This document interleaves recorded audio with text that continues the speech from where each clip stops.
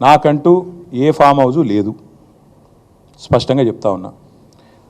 నా మిత్రుడు ఒక ఆయనకి ఫామ్ హౌస్ ఉంటే నేను లీజ్ మీద తీసుకున్నమాట వాస్తవం. ఒక 7-8 ఏళ్ళ నుంచి లీజ్ మీద ఉన్నమాట వాస్తవం.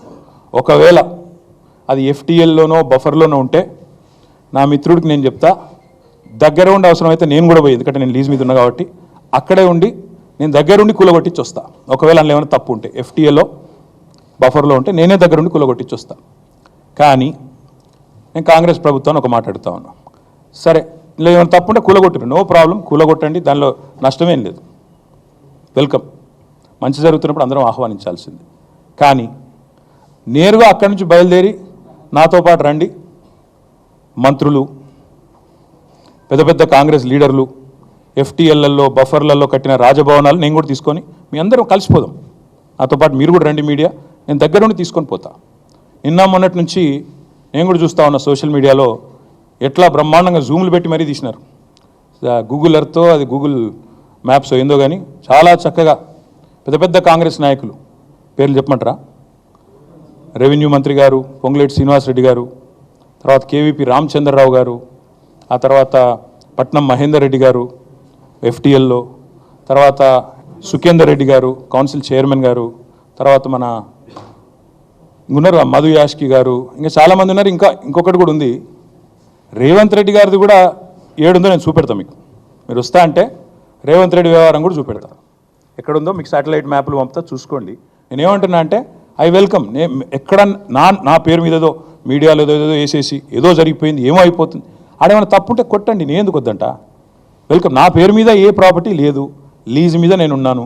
మా ఫ్రెండ్ నన్ను తిట్టుకుంటాడు కావచ్చు ఈ మాట చెప్పినందుకు, ఇంతెందుకు మాట్లాడినారో నాయన నువ్వు అని, జీవితాంతం తిడతాడు కావచ్చు, పర్వాలేదు. నేను తప్పు జరిగితే దాన్ని కూల్చడంలో నేను దగ్గరుండి సహకరిస్తా. ఆడికెళ్ళి అట్లే కలిసిపోదాం. అదే హైడ్రానో అమీబానో ఏదో ఉందిగా దాన్ని తీసుకొని ఆడికెళ్ళే పోదాం.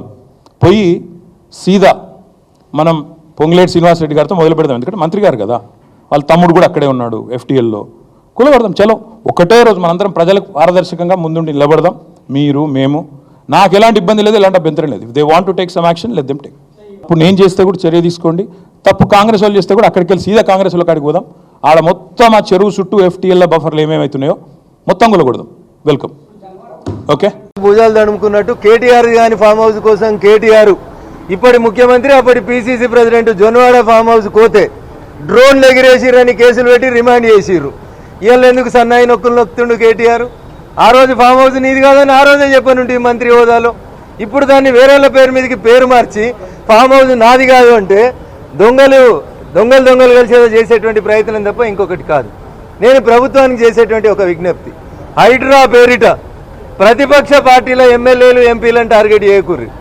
నిజంగా సుప్రీంకోర్టు నిబంధనల ప్రకారం చెరువులో శిఖంలో బఫర్ జోన్లో రఘునందన్ రావు కట్టిన, దామోదర్ గారు కట్టిన, కేటీఆర్ గారు కట్టిన, కవిత గారు కట్టిన దయాదాక్షిణ్యాలు లేకుండా 24 గంటలలో కూల్చేయాలని నేను ఈ సందర్భంగా డిమాండ్ చేస్తా ఉన్నా.